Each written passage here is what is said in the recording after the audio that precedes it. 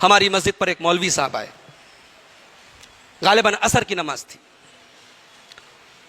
नमाज खत्म हुई, खड़े हो गए माइक लेकर, बताने लगे कि मैं मऊ से जामिया असरिया, मऊ के अंदर मौलाना अब्दुल शकूर साहब आते हैं ना, जिस मदरसे में पढ़ाते हैं, दारुल हदीस, वहां के फारिग हैं, जवान लड़कियां हैं, शादी करने का इंतजाम नहीं है।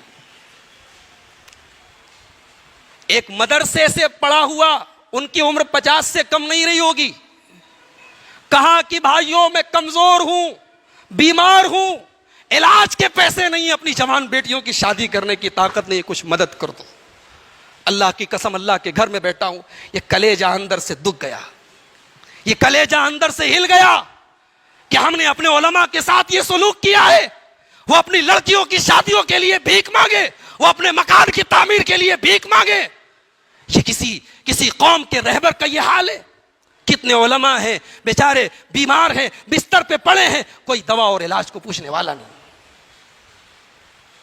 कितने उलमा हैं, उनकी बेटियां जवान हैं, शादी की उम्र निकल रही है, बेचारे रिक्शा चला नहीं सकते, टाली चला नहीं सकते, बोझा उठा नहीं सकते। उन्होंने जो वकार के साथ जिंदगी गुजारी है, उस वकार के खिलाफ उन्हें नजर आता है। मगर इस कौम ने ऐसे भी उलमा, इस कौम के अंदर ऐसे भी उलमा हैं जो आज भीख मांगने पर मजबूर हैं।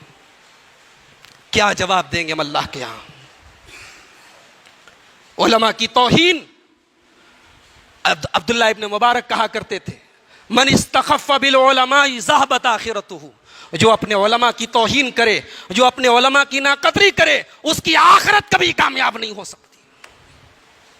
इमाम औज़ाई कहा करते थे अल वक़ियतु फ़ी अहलिल इल्म मिन कबाइरिज़ ज़ुनूब, उलमा की तौहीन करना, उलमा में कीड़े निकालना, उलमा की इज्जत व आबरू के साथ खेलना, उलमा को बदनाम करना, यह कबीरा गुनाह है।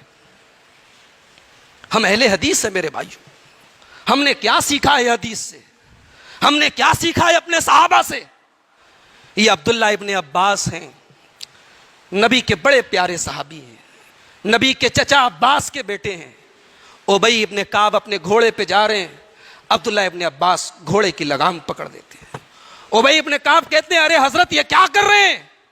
आप नबी के खानदान से हैं, आप नबी के चचाजाद भाई हैं, आप मेरे घोड़े की लगाम पकड़ रहे हैं। अब्दुल्ला इब्न अब्बास कहते हैं, हा कज़ा युफ़अलु बिल उलमा, हमारे नबी ने हमें उलमा की ऐसे ही ताज़ीम करने का हुक्म दिया था।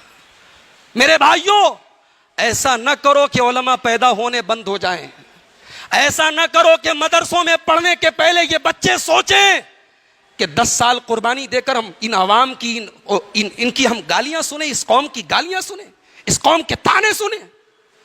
जिस तरीके से कुरान की इज्जत करते हो, जिस तरीके से इस्लाम की इज्जत करते हो, वैसे ही इस इस्लाम को पहुंचाने वाले उलमा की इज्जत करो।